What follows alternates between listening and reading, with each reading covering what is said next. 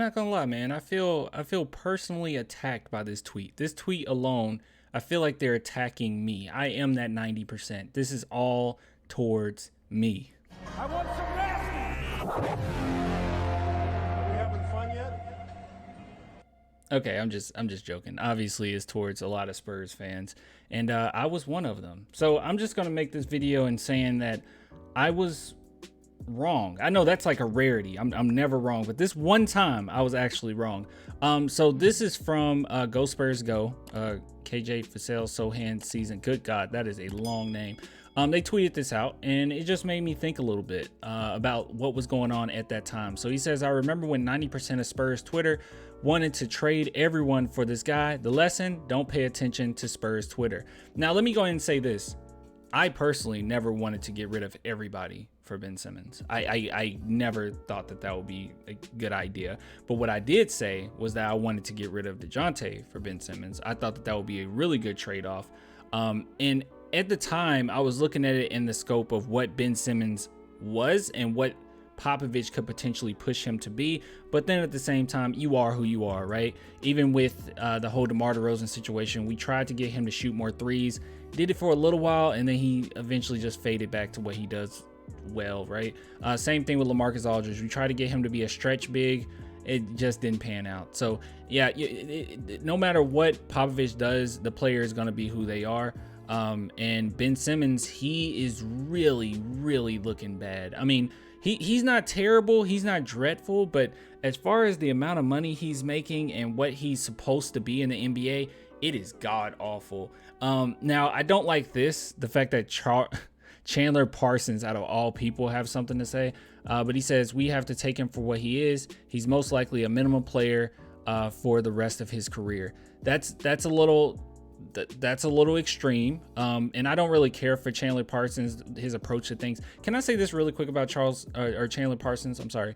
Him and what's his name? Draymond Green. Okay, him and Draymond Green.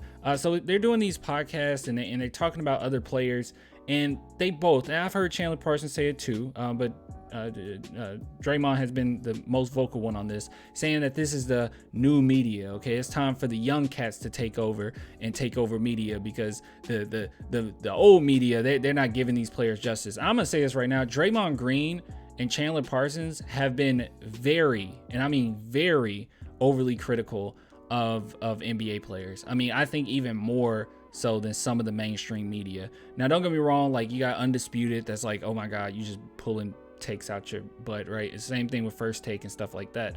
But man, it's not like they're any better in my opinion, but hey, that's just me.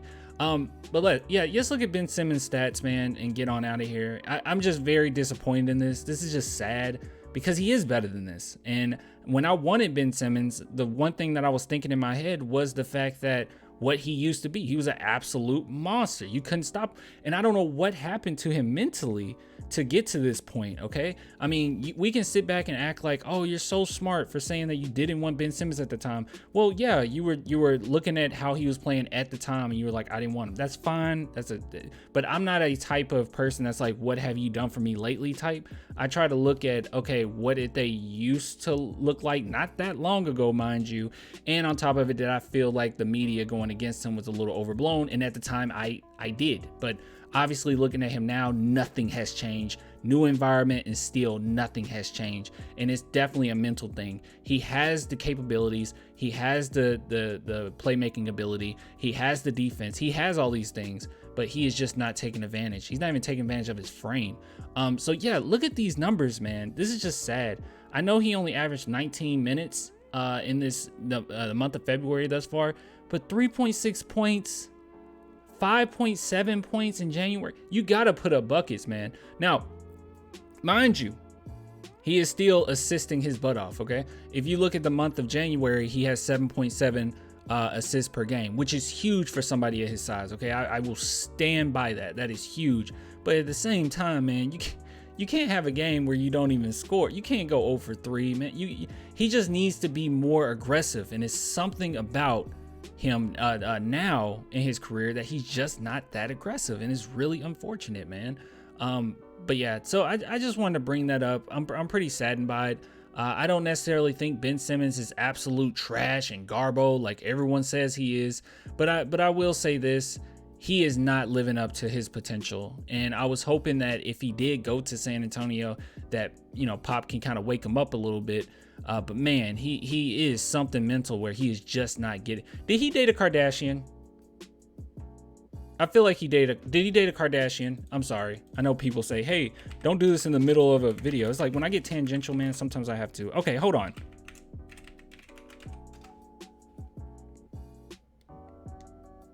Oh no.